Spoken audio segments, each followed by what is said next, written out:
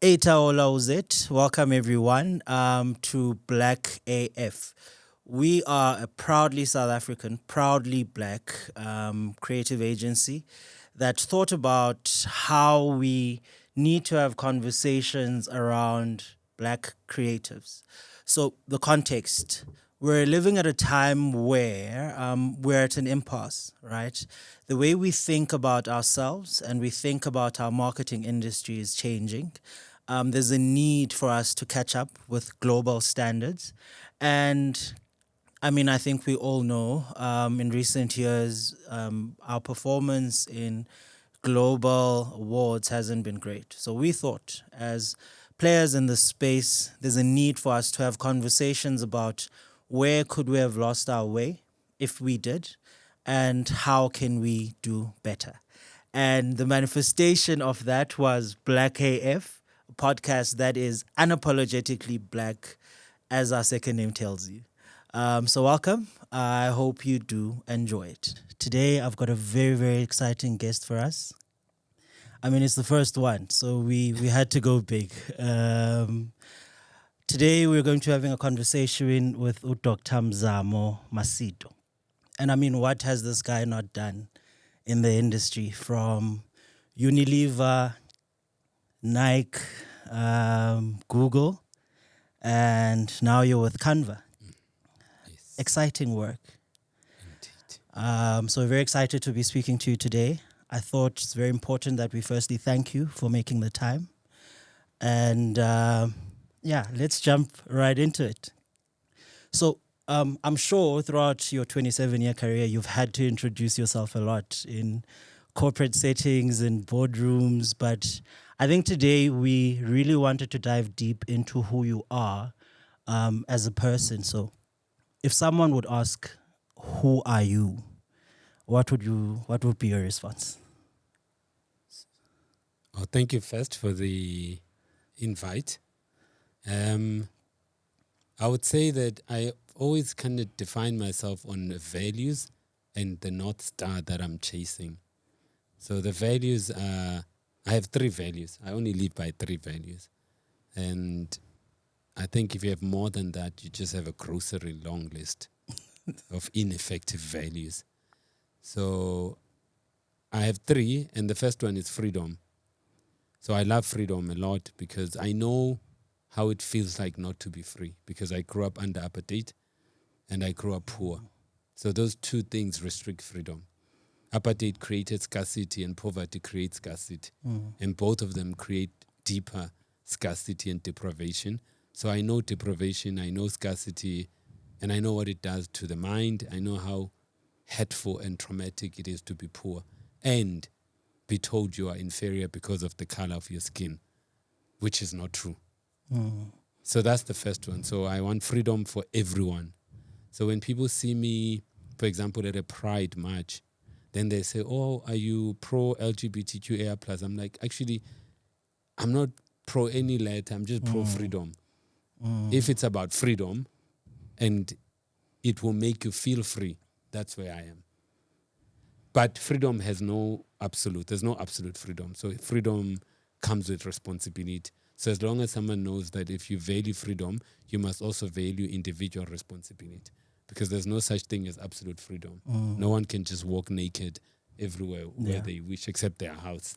But everywhere else, there's no freedom, absolute freedom. So I'm not talking about absolute freedom. I'm talking about freedom within the constitution, within the law, freedom within boundaries, and freedom within a value set. That's the freedom. The second value will be, I really love respect. And I love it for myself and I love it for others. I have a very allergic reaction to disrespectful people. For me, it's not even, I don't see it as racism or homophobia, the terms that people use. Like, I just disrespect. see it as pure disrespect. That whatever you see in me, if you were to see me as a monkey or baboon, that's just, for me, beyond racism. It's just disrespectful. And so I dislike disrespect. And also because I grew up poor people tend to be invisible in the world and disrespected by people making them invisible. And I don't like that. So I think the kind of respect I want is the one that makes those who are invisible become visible. So that's the second thing, respect. And then the third one for me is Ubuntu. I, at some point, got lucky in that I grew up in a village where I once witnessed an incident where one of the neighbors lost their entire crop and cows, but everyone else didn't. It was just one of those bad luck outlier moments. But then there was a meeting in the village, and every household took a cow or two and put it into that household's kraal. And they also, when it was harvest time, a portion of their harvest went go to that family. And what that taught me was that when all is said and done, individualism breeds loneliness, and loneliness kills. And actually, Africans have figured out a thing called being communal, not communist, but communal. And that we know that I am because we are, and that everyone is interdependent. And that we should not lose, because the West has a loneliness pandemic, and loneliness breeds depression, and it breeds suicidal thoughts and completed suicide. So why go there when we already have something that works? We need meaningful, quality relationships. And the West had to do a 70, 80-year longitudinal study to know that meaningful, quality relationships keep us happy and healthy. We didn't need a PhD for that. We didn't need a longitudinal study. We've always known that being communal works, and it's the healthiest way to live, since we are social creatures and social animals. So those will be the three values I live by. And my North Star has always been to democratize opportunity for everyone and increase transcendence. The reason I want to democratize opportunity is partly because I am a product of opportunity. If someone didn't give me a bursary, or someone didn't send me to the US and paid for me to go to the US to study and come back, or paid for me to go to UCT, talent is not enough. I'm talented, I'm smart, but without opportunity, it's not enough. Someone has to see that in you, and then open the door. Democratize that opportunity for me. Then it's up to me then to grab it. Yes, there have been many people, black, who have been provided with opportunity and they blew it. Like when you watch those programs on TV, How I Blew It, you can see that the issue there was not talent. The issue was someone wasted the opportunity. But not everyone wastes the opportunity. So I'm that product, so I want to do the same for others. Then the second part of that mission is to increase transcendence. Transcendence for me is transcend from whatever holds you in bondage, whether it's poverty, mindset, material poverty, spiritual poverty, physical poverty, particularly poverty, because poverty for me is a thing that I know it's so much trauma and scarcity that you can't create a Silicon Valley with that mindset. I think I want to dive deeper into that. There is a very interesting way that you introduce yourself, in the sense that the things that matter to you feel to me like they're a product of your upbringing. Yes.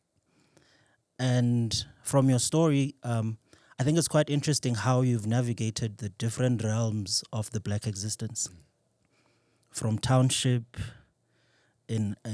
to village to maybe now suburbia.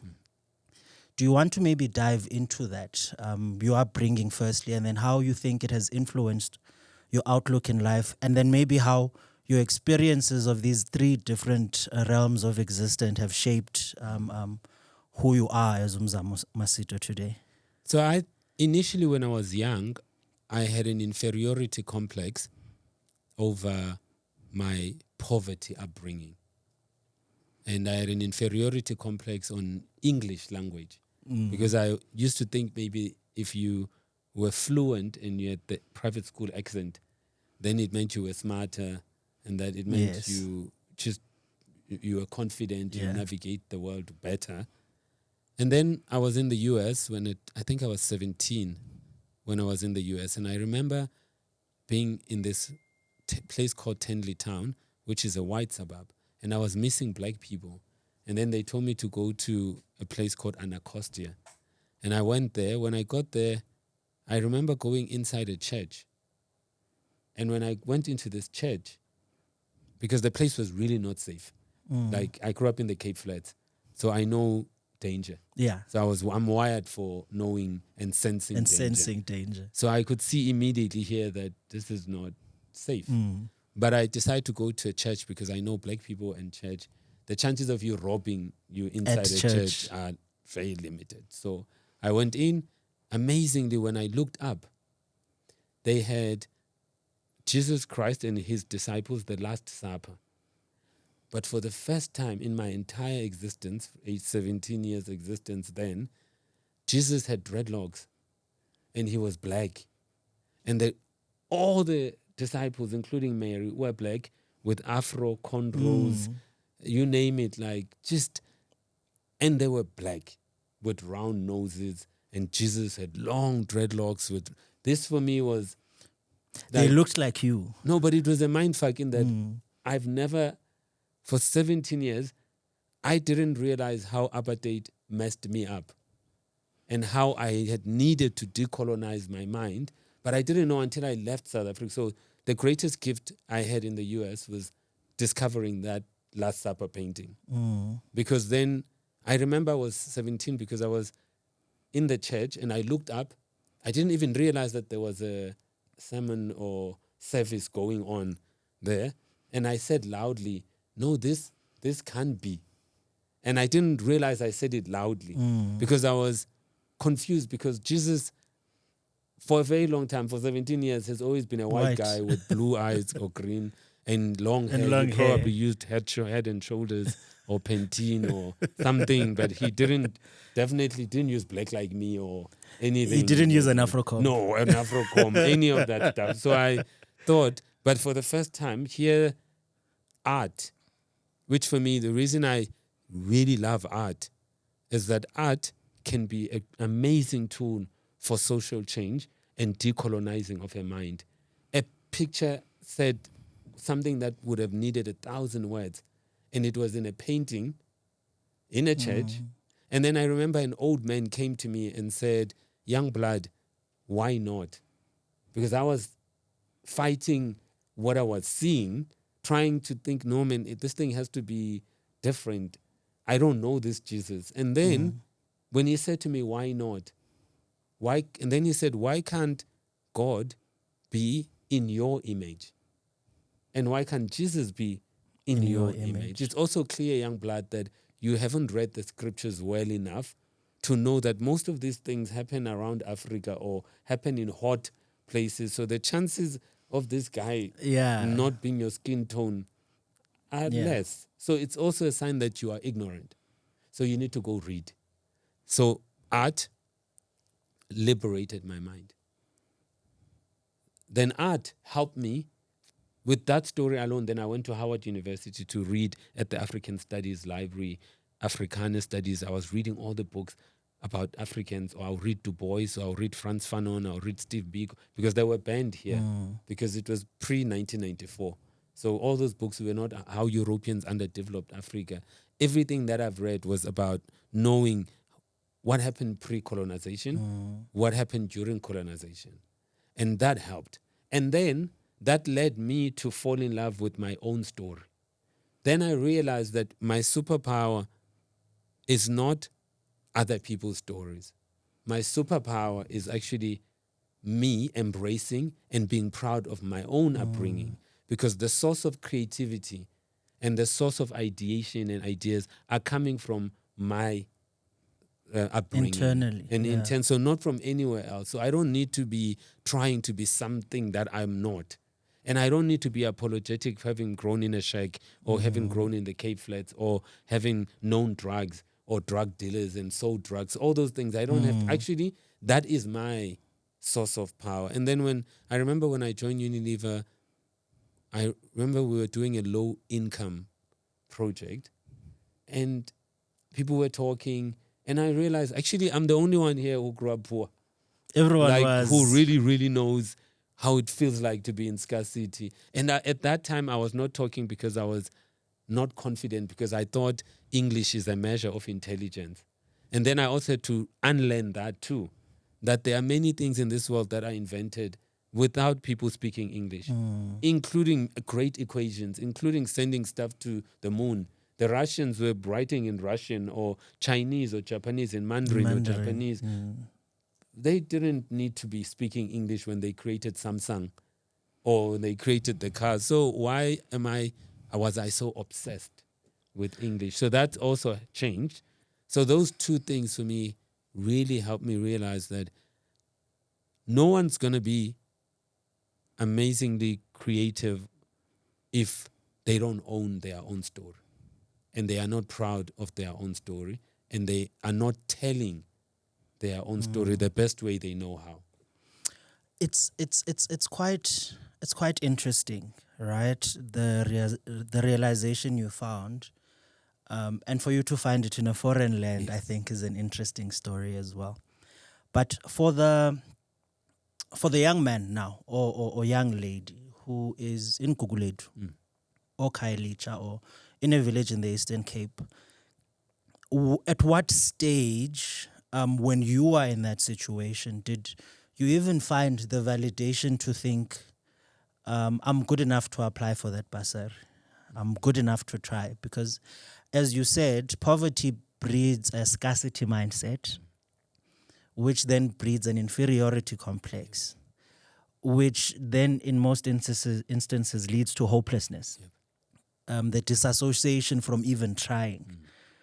So where do you even get the audacity to say, as a 17-year-old from Guguletu and Kailicha in the Eastern Cape, I am going to apply for that bursary in the USA? I was lucky in that luck does have a role. There's talent, and then there's luck. And then there's being surrounded by people who are helping you unlearn the things that hold you in bondage. They help you transcend them. The first one was my mom, because when I was in high school, my mom went back to school with me. So she was in adult-based education, and I was in normal. She was in night school, and I was in day school. That's interesting. And she finished high school, and only in her early 40s, she went to university, and then she qualified as a social worker. And when she was 50, she did her master's at Stellenbosch. So that immediately told me that a lot of things are possible. All you need is courage to ask. I mean, my stepdad, my second father who raised me, used to say, if you go and ask a lady out, what are the two possible outcomes? Yes and no. It's a yes and no. And when you get a no, do you die? No, you don't die. Life goes on. You find another one to ask. And same with the issue around creativity. What I had learned from these role models was Saint Maya Angelou has a thing where she says, out of all virtues, courage is the virtue that sustains all other virtues.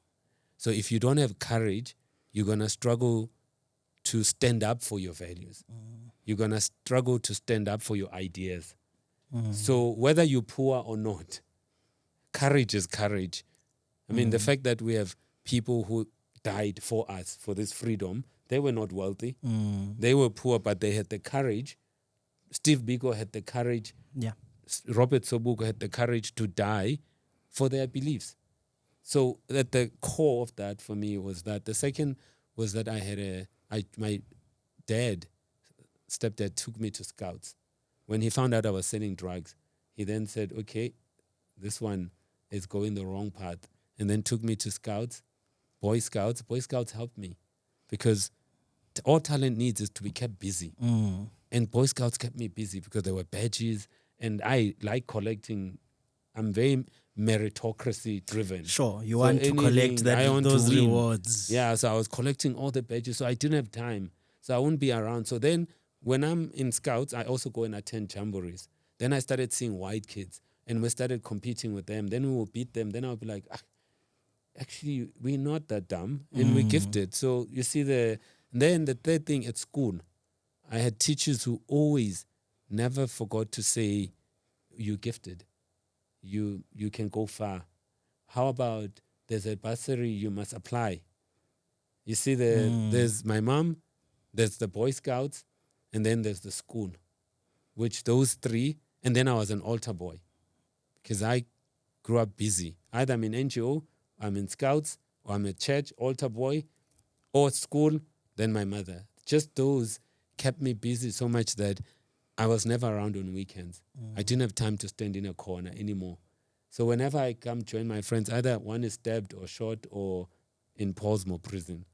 So those things I escaped not because I was special. I escaped them because I was busy.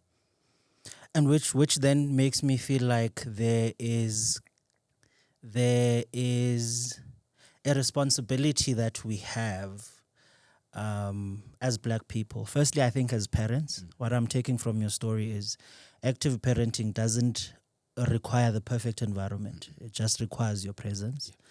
And that spotting talent at a young age is important for us as a people to be able to develop it and also to validate it. Interesting story. I think I want to ask for everyone who's here, then you get into the USA. You've transcended your first trials of tribulations. You are there now. You're in the room. How do you navigate, firstly, having a voice, coming from poverty, coming from invisibility? How do you ensure that your voice is there and it's heard? And what impact does then this entire experience and perspective that you bring have on the brands that you're working on? It takes, at first I used to think that fear is courage is absence of fear, or doubt or faith is absence of doubt. So I used to think these things, same with, if you don't have courage, maybe you don't have confidence. But they don't always exist sometimes at the same time. Or sometimes they exist at the same time. I could have faith and still be Jesus who doubted at the cross. Yeah. That doesn't mean I don't have faith. Yes. But at first it didn't click to me that faith and doubt go hand in hand. Fear and courage go hand in hand. Same confidence and courage go hand in hand. And you can also be confident and fearful. So it took me a while to get there because my voice was not there for a while until I had the courage to stand up and say to people, I'm tired of everyone becoming a self-elected translator or interpreter of my words. Yes. Going forward, if you don't understand me, just ask me. Because we have other people here, Italians, French, Japanese, or Chinese. Their English is also not great, but no one interprets for them or translates for them. But somehow when it comes to me, someone has to stand up and say what Mzamo is trying to say. But I needed the courage first to speak up. And that helped a lot. And that translated to everywhere I've worked. Everywhere I've worked, the thing I've learned the most is you need courage to speak up. It gets better if your courage is also wrapped in economic freedom. The more money you have, the more fuck-offs you can give. Yeah. And the more money you have, the more freedom. Because when you don't have money, when you're broke at work, you are risk-averse. Yes. And when you risk-averse, all your boss's jokes are funny. Whatever is said by management, you laugh. You think it's funny. And then you are risk-averse, so you also second-guess yourself when you're broke. You don't want to push the envelope. Yes, because you should scared that you're one paycheck away from poverty or being laid off. What I've learned, I was taught early, was that the more economic freedom you have at a young age, the more freedom and choices you have. Because money is a measure of freedom and choice. It's not a measure of much, actually, money. And also the third thing about money, it's a measure of your self-esteem. Yes. The more self-esteem you have, the more you're not going to be keeping up with the Joneses. You don't need to be changing your car all the time because so-and-so has Change a better theirs. car than you. Or so because you know yourself, and you know yourself so well that those two things help me. So courage while poor, and then courage plus economic freedom. Then you are even far more effective, far more lethal. You don't give a shit if someone's gonna fire you or not. And then you start making ideas, because one of my mentors used to say to me, I asked him, why do you look like you're not scared? He says, that's because I'm not fearful of losing a job. So that's the thing I would say is, once you wrap your whole life and your values into courage, which I've learned from being in the US or being at UCT and then starting work at Unilever. And the second thing, once you find economic freedom, I think you have a far better chance. And then the third one, you just surround yourself with people way smarter than you, because you are the sum of dumb people you hang out with, or clever people you hang out with, or immoral and unethical people you hang out with. So if you find the ones that are courageous, creative, then you hang out with them. Stick with them. And you, by association, sooner or later you will become. Even if you are a 1/10 of what they are, you are way better than a 0. And you're better than where you started. Yes.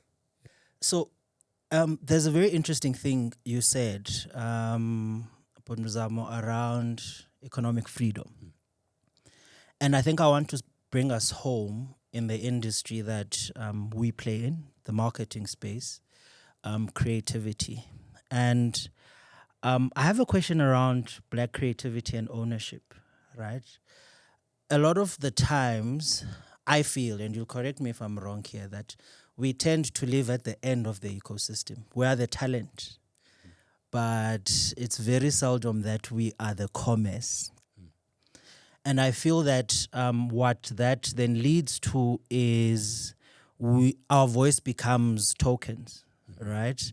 So we, one, speak at Black people in terms of the advertising and marketing we do, but also we tend to think we are translators of them, because we are the ones that are in the room.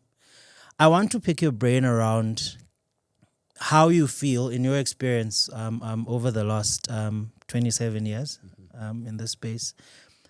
Have you seen any growth in the patterns of ownership in our space, in the marketing space, Black people actually owning the value chain? And secondly, with the brands you've worked with, how do you ensure that when you're creating campaigns for Black people, we're not speaking at them, we're not presuming to be the translators of them, but actually having a conversation where they are really represented, heard, and spoken to? So I mean, when I started, there weren't many Black-owned agencies, but they are now. So I am not looking for perfection. I'm looking for progress. Yes. So nothing's going to change overnight. And progress is progress in that there are now Black-owned agencies. They do exist. There are white-owned agencies with Black shareholders. Yes. They do exist. So, and that was not there in my time.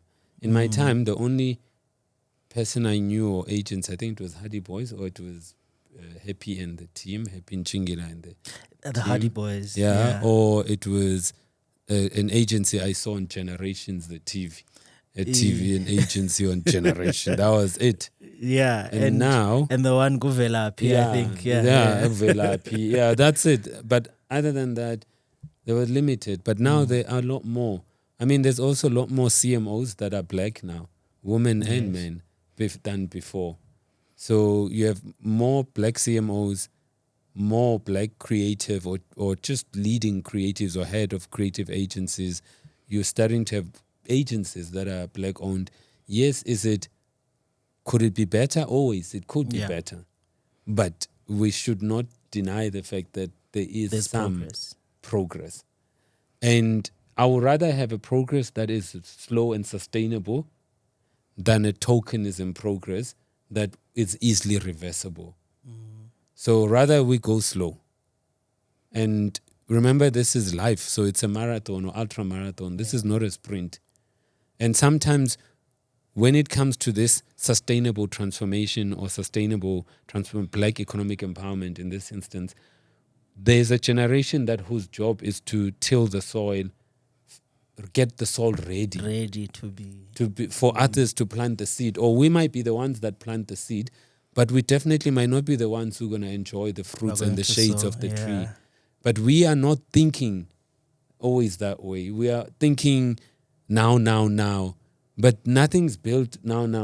A lot of the stuff is future orientated. Chinese or Japanese or South Koreans, they have a long-term plan.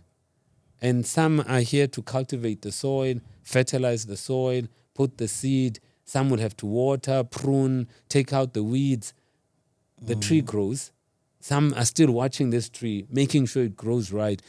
Then the generations third or second or third are the biggest beneficiaries of our sacrifices. The biggest issue is that I'm not sure we're always ready to make those sacrifices. Yes. Then the second part for me on Black creativity, I don't know, maybe it's partly because I'm privileged now that I think about Own it. that I think I'm not sure.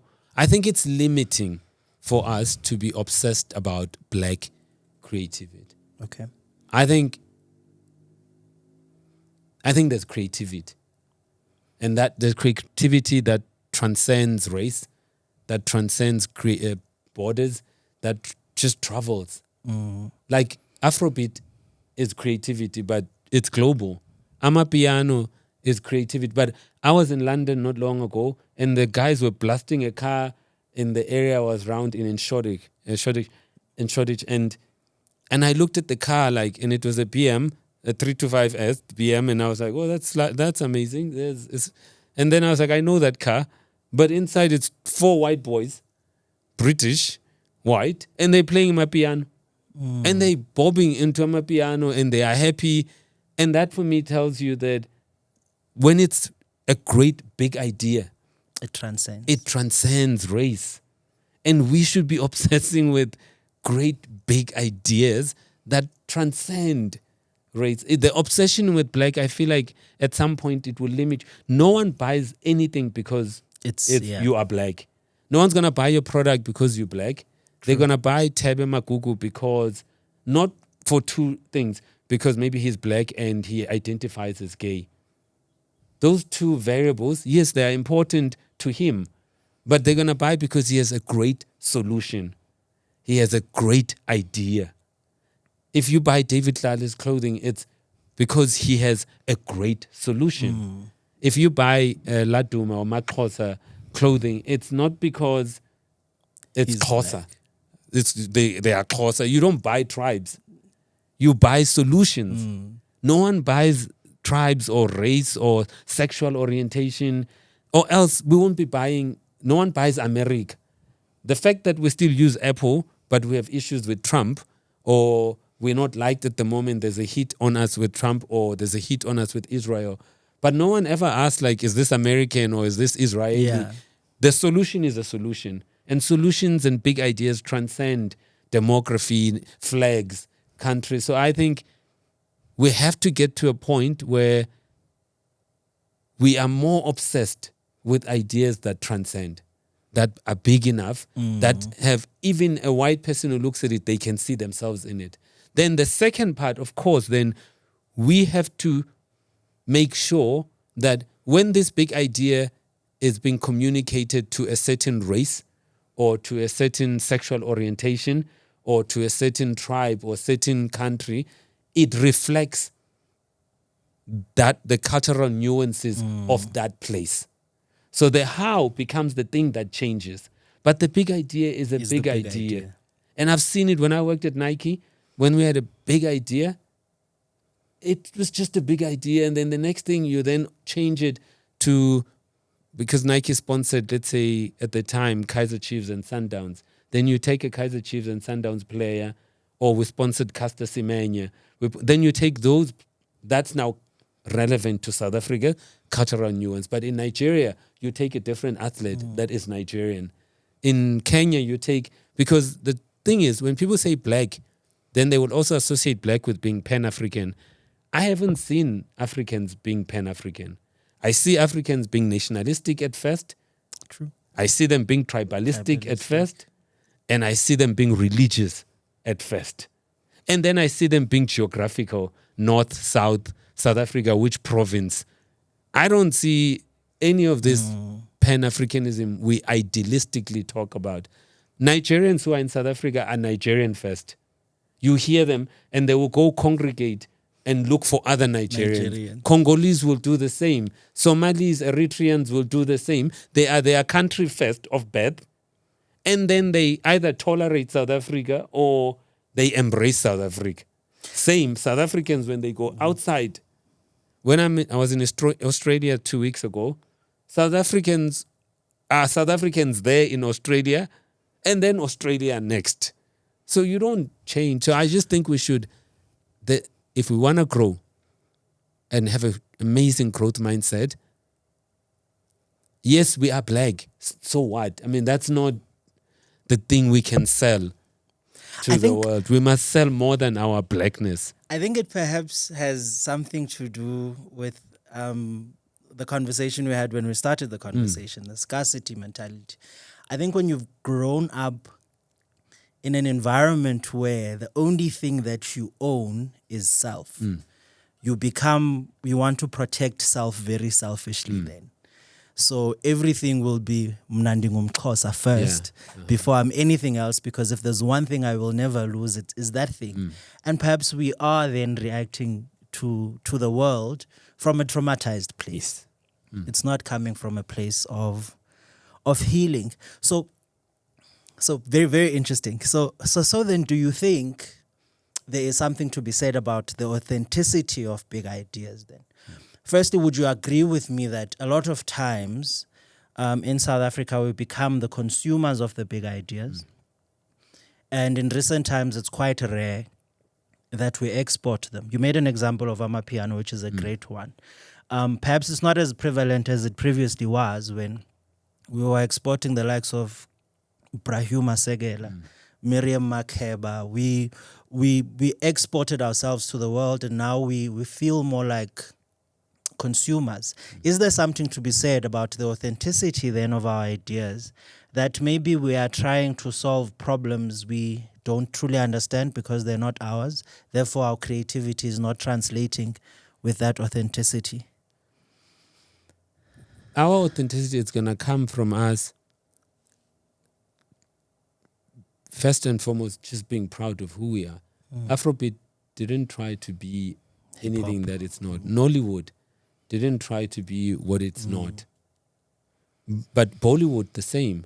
When I lived in India and I used to do a film course in India on Bollywood, the history of Bollywood, it also learns from other cultures and it borrows and adapts and adopts from other cultures. Same. There's no static or fixed culture. There's no such thing as blackness is fixed. The same when people now, if I say to them, oh, I'm going to go do ice skating, and then immediately they're like, hey, you're turning white. Yeah. I mean, that's just a fixed mindset. You don't ice skate in Google it. But it's a fixed mindset. It is, yeah. Because the fact that now I say someone, in 10 years' time, black people will own swimming. You're like, that's mahua, white people's sport. No, it's just exposure. If I had lots of swimming pools in Soweto or Alex, I will generate an Olympian in Soweto or Alex. It's just exposure. If I had more people who can swim and dive in Alex or Gugulet or Kailicha or anywhere, or even in Tanzania, then it's just exposure. So I don't know, we narrow our blackness and we limit it to the experiences we've had now. And just because I didn't grow up with a pool, it doesn't mean that I can't now learn to swim. And when I do now learn to swim and I have backstroke, it doesn't mean I'm being white. White people don't have a monopoly or trademark over wisdom. They've also borrowed, adopted a lot of wisdom from Africa, a lot of it from Asia. No one has unique things that everyone's borrowing and adopting from everyone. And I just think even for us as Africans, there are things we should keep in our being authentically us, like Ubuntu. Those things are authentically us, we can keep. Then there are things where we can throw the dirty water but keep the baby. We do have dirty waters as well, things that are not helping us progress. Those things we must throw out. away and introduce new things. Like if I'm a politician, the authenticity of a politician is one who should have great competency and great character and great values. Competency and character done consistently. Now, if I see our politicians don't have character, don't have consistency, don't have competence, that water is dirty. The water of corrupt, incompetent, the rain must fall and we will pick it up. That's incompetence. Then we must deal with that incompetence because that's dirty water. And that water needs to be thrown away and replace it with competence and replace it with great character and replace it with the other part because it's the courage again. We all must have the courage to call it when it's not it. To speak truth, And speak to, one truth another. to one another as black people and not wait for white people to be our voices or speak on our behalf. And also, we also have to acknowledge that there are white people who are insightful enough to be able, I mean, I watched some of the movies I've watched, like Ingleba, for example. The people who shot that were white, but it was well done. There are many, 2 or 3 films I've watched where I'm like, wow, that's really beautiful. And then there was one I watched when I was growing up. It was VW. I think it's in the 80s or 90s. It's called Thank You, Dad. And it was shot by a white guy. But he was so insightful, empathic, sensitive to the cause. And he presented black people in a respectful way. Back again to the word respect. As long as you feel respected and you are presented in a way that shows respect, that's okay. But also we must accept that creativity does not always exist for everyone to like you. Yes. Creativity and authenticity is that sometimes you are going to be disruptive, you are going to make people pissed off, which is also a good thing because creativity is not money. Only money is liked by everyone. Creativity is the thing that either agitates, the thing that has to help us think, feel, do differently. How then do you think, feel, and do differently if this thing is not helping you, pushing you forward? It's not helping you think differently, feel differently, and change your behavior. But we are here to change feelings and inner thoughts and gut and intuition. So that means authentic creativity has to be on the slightly disruptive Side. And that also means that it's going to have to irritate black people sometimes. And they're going to shout and be angry at you because within black people, we must not assume that we are a homogeneous group. Yeah. There's no homogeneous blackness. There are blacks who eat sushi and there are blacks who eat only amasi, and that's fine too. And we're still black, but there are shades of black. So we should be very careful to make it look like blackness is one thing and monolithic, and there are no many ways to be black. There are also many ways, by the way, to be white. There are many ways to be Indian. When I lived in India, I could see many ways to be Indian. There are many ways to be British. When I lived in the UK, there are many ways to be British. So then when we say things like authentic blackness, which blackness are you talking about? And what should it look like? And what should it look like for who? Yeah. You know, when Metro FM had an amazing campaign once, it said, "What makes you black?" And I would watch that campaign and I was like, wow, that's because they were like, is it the shape of your nose? Is it your lips? Is it this? Is it this? And you start wondering, actually, what makes us black? Is there a one way to be black? There isn't. Even in the township, there are many ways to be black in that township. Even I grew up in an informal settlement. There are many ways to be black. I remember one of the neighbors in informal settlement built a double-story shack. And now he's looking down at everyone, which means there are many ways to be black, even in the informal settlements. And there are many ways to be poor. And there are many ways to. So that's the part where we should be very careful to narrow our blackness into a monolithic thing that you can put in a box and neatly organized and then point at it and say, that is black. No, there's just... So that we don't become the limitation that we are claiming to fight. Because then we will limit ourselves, enslave ourselves, imprison ourselves, and then we will cry that no, but that's why for me, if I look at creativity, same thing. If I see a creative with a woman who is in the kitchen, pregnant, with a child, that's not unstereotyping. That's stereotyping women. If I see a creative where most creative black people are dancing and singing, that as if like that's all we can That's do all we can is do. dance and sing. That's not unstereotyping us. There are many other black ways to be black, which we are not showing in any creative because we are lazy and we are looking for shortcuts. So we only show the things that are obvious. A dancing black person, a singing black person. But those are all lazy ways to demonstrate such a diverse way to be black. And we haven't even unearthed other ways to be black, which still needs to be unearthed. And that's where creativity, same with white, by the way, same men. If we're going to unstereotype men, we can't only showing men only as providers. Sometimes we should show men as caregivers. We should show men as stay-at-home dads. We should show men who are sensitive, who cry a lot. We should show men. That's unstereotyping men as well. But we, also as black people, unfortunately, are also boxing ours. We are not unboxing.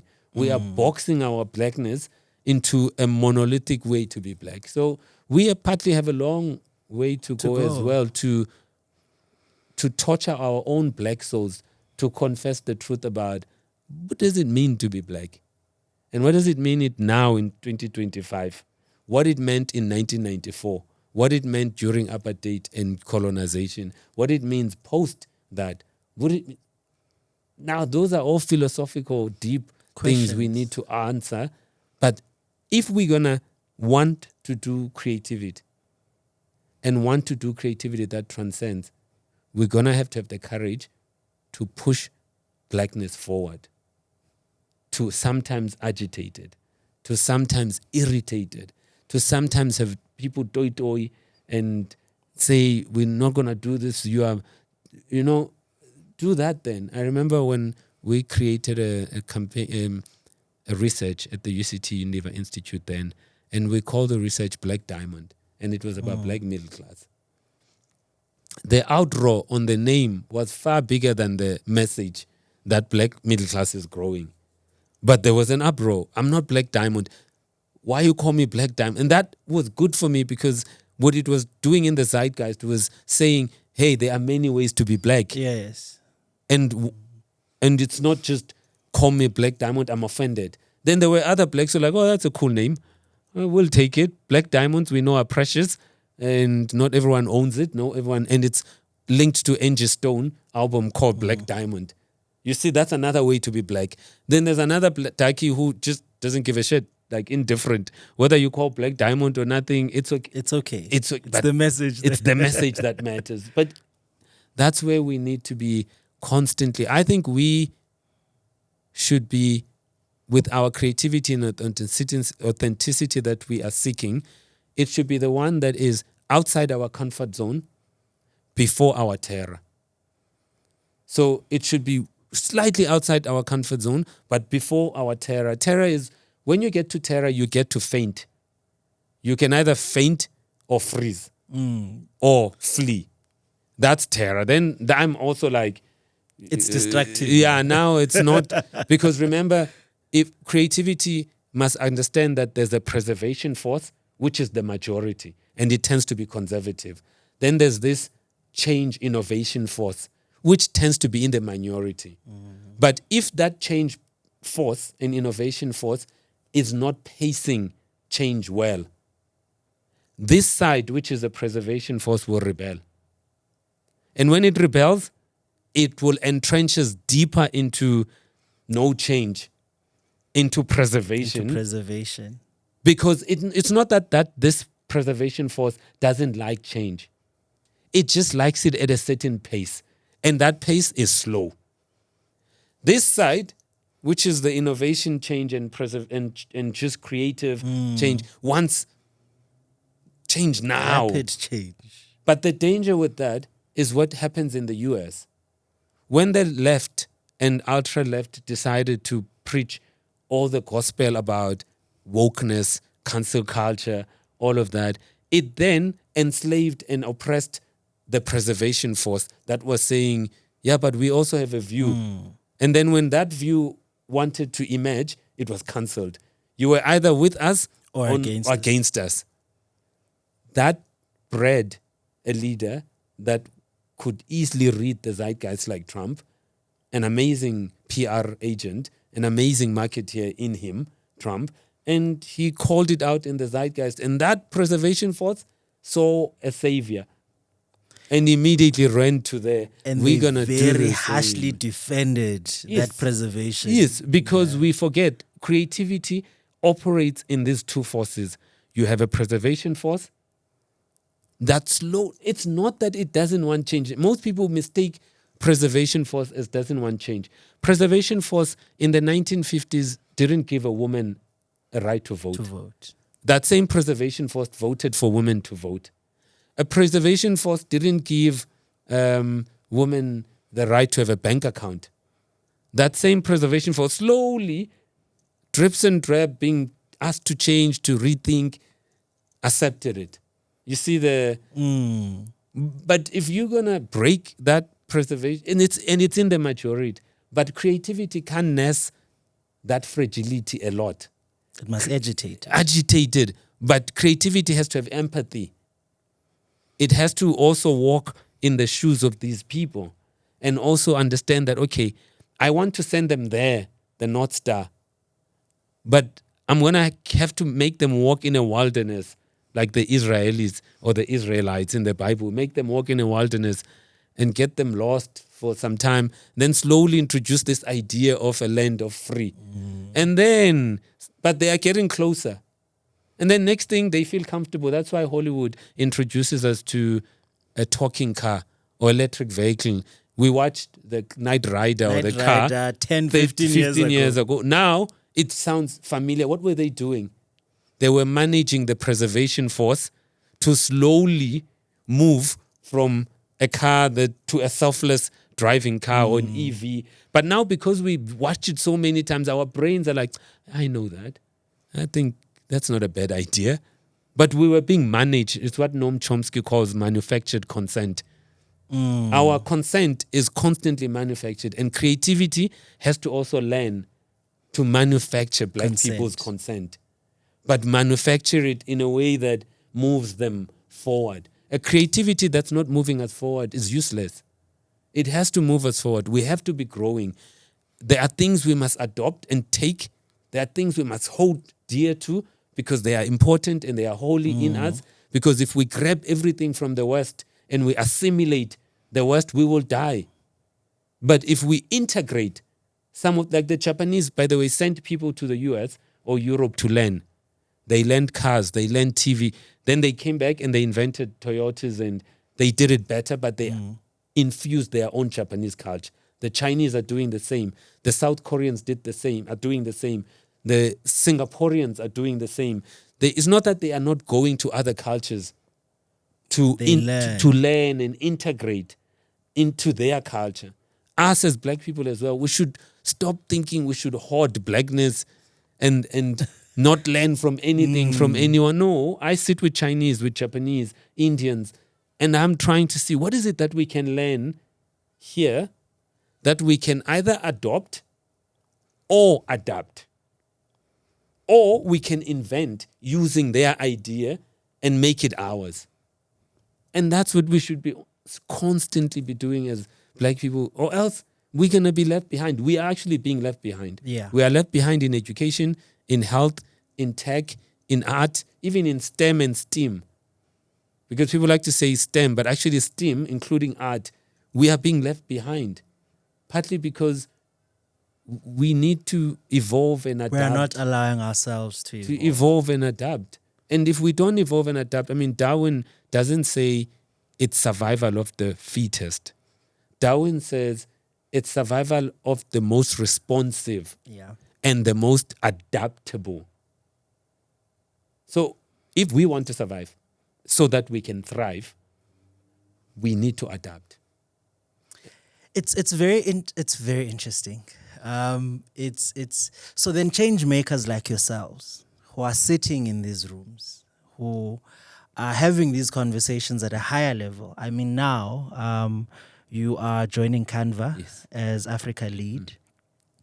How do you take all of this knowledge, all of this wisdom, and put it in a space like Canva that's doing amazing things in the creative space, trying to help creatives create in very efficient ways? How do you see this type of thinking living out in that role? So, for example, I join companies only when I see their mission, which Canva is to empower the world to design, to empower everyone to design. And I know that storytelling and visual communication platform, we tell stories, but when I'm telling you a story, you are visualizing an image. When I'm telling you a story, your brain is visualizing. So Canva is a visual image platform. It's a visual platform, which I believe in visual platforms. Now, the next thing, how do I infuse my Africanness in Canva? Now, the mission says empower the world to design. My mission in Canva, empower Africans to design. The second thing at Canva is make Canva the most valuable company. The step 2 of that is do the most good we can. Now, I'm going to do the most good we can in Africa. How do we do that? The first one is education. How do we take Canva for education and give it for free to all primary and high schools? And then how do we create education creators, which is teachers and former teachers, to become education creators that then are empowered and trained to design templates that fit the South African curriculum in every mother tongue, not just in English, but in all 11 or 12 official languages. That's now Africanizing Canva. And how do you make sure that those education creators earn royalty fees for their templates so that they are not templating and designing for free? Now, for every template they design that's aligned to the South African curriculum and it gets uploaded and approved and reviewed and approved in Canva, they earn a fee. That's Africanizing Canva. The other way you Africanize Canva is creators. You need designers and creators to design the templates. Africa does not yet have a lot of Canva creators program, which is that what we're going to create. When we do that, you want the creators in Africa. When you go as a South African, for example, in Canva, you must see you. When you type Xhosa initiation, you must not struggle. You must get images, templates on initiation. When you say Pedi initiation or Basotho initiation, it must present with that. Or when you ask the AI to create that image of an initiation, it must be 99.9% accurate to your tribe, to anyone else's tribe. You see and then we're going to have creators who are creating for South Africa. In South Africa, if I have energy moments, I have, let's say, Amapiano. If I go in and type Amapiano or I have Gqom, I go in and type in Gqom, I should see Gqom. But who does that? Local creators. Same with Nigeria, same with Kenya, same with Egypt, same with Morocco. But also I should help these creators make money now. So creators must know that when you create Canva and you create templates, and if your templates are used, there's a royalty fee. You can make money and do passive income, or people talk about side hustles. And also once you learn to use Canva, whether it be to generate posters, website, brochures, presentations, business cards, blogs, you name it, you are then able to sell that skill at a fee, at a price to someone else who says, I need a business card. Now, you don't even need to be a qualified designer anymore. We're democratizing design. As long as you know how to use Canva, and you can go in and create a business card. Creating a powerful value chain. So what we're doing now is you're empowering every African to design, whether it be in education, or whether it be in entertainment, or whether it be in lifestyle, or in business, small, medium business, large business, mid business. That's how you're infusing. Then the other thing is, as an African, I know that language matters. So now I say to Canva, we need to make sure all 11 official languages, when you type in Canva in Xhosa or Pedi or Sotho or Shangaan, it's there. And it's done correctly. That's Africanizing Canva. And now you must have a voice of making the business understand why it should be done this way. But also you must not forget that you must earn the right to have these things given to you, in that it's not Canva is not a non-profit, it's a business. So I must be able to show how will this generate value for the business, increase users, increase usage, increase revenue. But at the same time, I must also be able to show how is this part of Canva doing the most good for society. I mean, in Malawi, Canva has a cash transfer pilot that we're trying with Give Direct. And we're trying to see if you give people cash without strings attached, will the economy grow? Will they get out of poverty? Those are the things that you are now Africanizing a concept, but now then you test it. You put empirical evidence, you do control test, you use the Western tools of research, scientific research, and you ground it on evidence-based. So you don't just say, oh no, we Africans, our feelings. No, our feelings are not always facts. So we do data as well. So that's when you start then taking Canva, which is a global brand, and you make it African and proudly African. But Mzamo, it's been amazing. One wishes we had more time. Thank you. I think there's other layers we could have delved into just from this conversation. I think we should do it again. Yeah, sure. But I think it's important that then we give you this opportunity throughout all this conversation to say, if you could pass any knowledge or share any information with young Black creatives, marketers in the space that hear the message, they're accepting the gospel, they want to transcend, what would that advice be? The first one, I'm of a different generation, so I'm 70s and tear gas and apartheid and gangsters and drugs. But here's what I'm observing. That if I was telling a young person now, is the first one is, don't confuse confidence with competence. The two are not the same.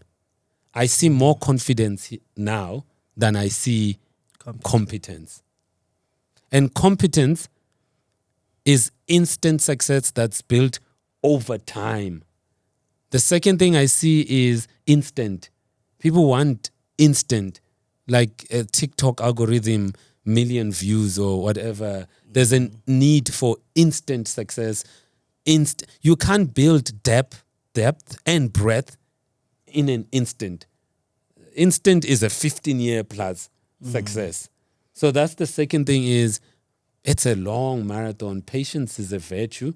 So is hurry the fuck up is a virtue, but patience when it comes to talent is a virtue. So that's the second thing I would say to young people, that immerse yourself in the thing, the craft.